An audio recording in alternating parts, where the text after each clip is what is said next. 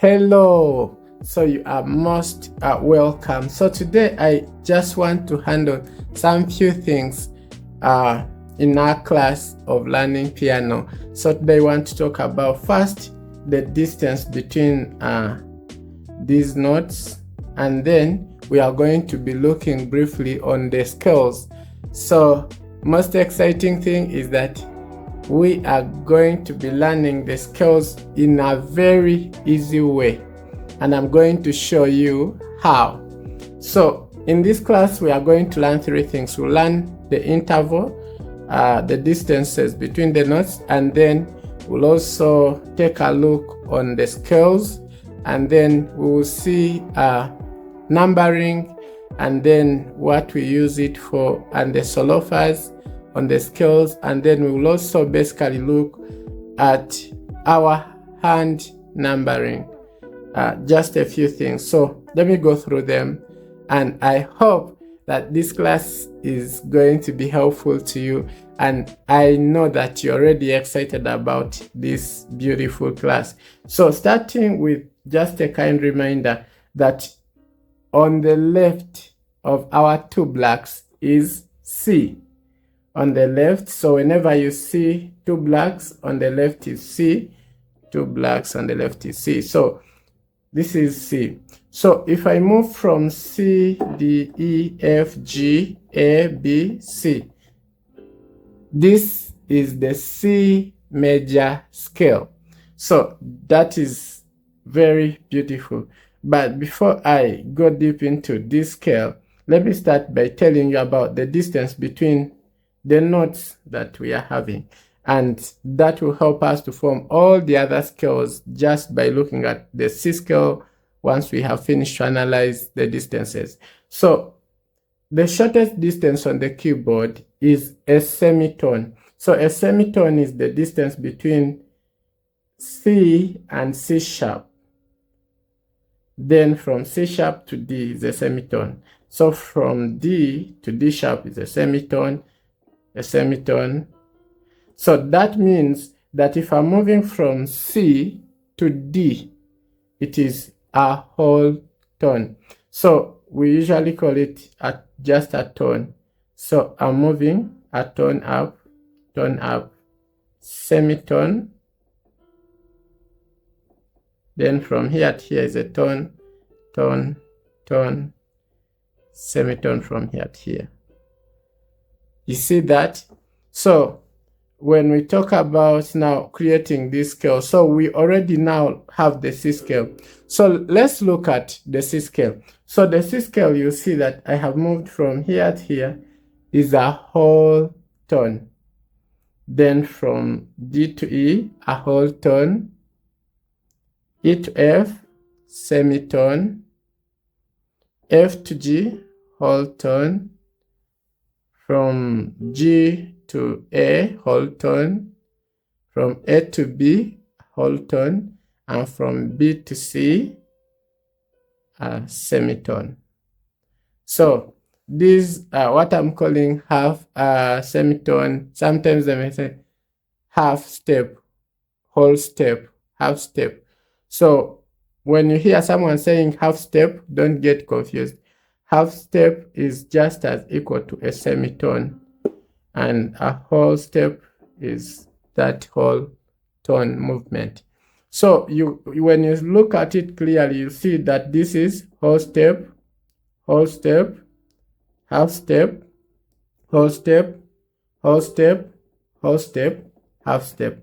So that means in each major scale that we are going to be having, we will have one, that is the first whole tone, half tone, whole tone,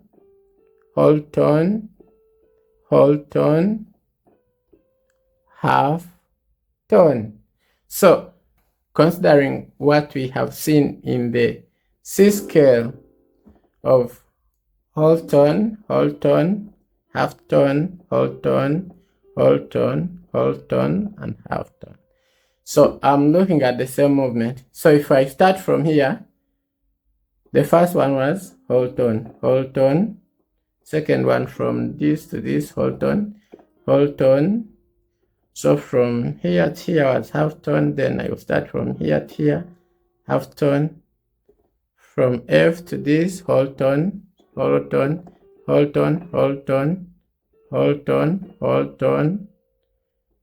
Then I have here, this was a half tone. So I have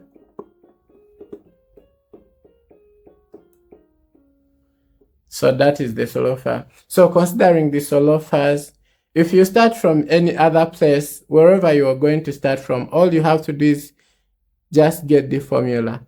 Whole tone, half tone, whole tone, half tone. And that is all you need to do. So whenever you start, if I start from E, the first one was whole tone. So whole tone. Second whole tone, half, whole tone. So you just keep looking for the whole tone, half tone. So you're done with the scale. That's how you're getting the scale so easily like that. Now, when you have the scale, we name them. We can use solo fas to get them, or we can use numbers. So if we use numbers, we'll start from C and we'll name it 1.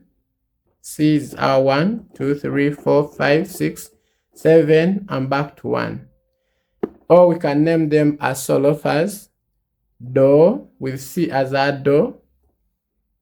Just increase some volume. Do, re, mi, fa, so, la, ti, do. So I just named them and you can hear. So the beautiful thing about it is that you have now to know the sound of the solo fas. So like do. Just increase my volume. Do,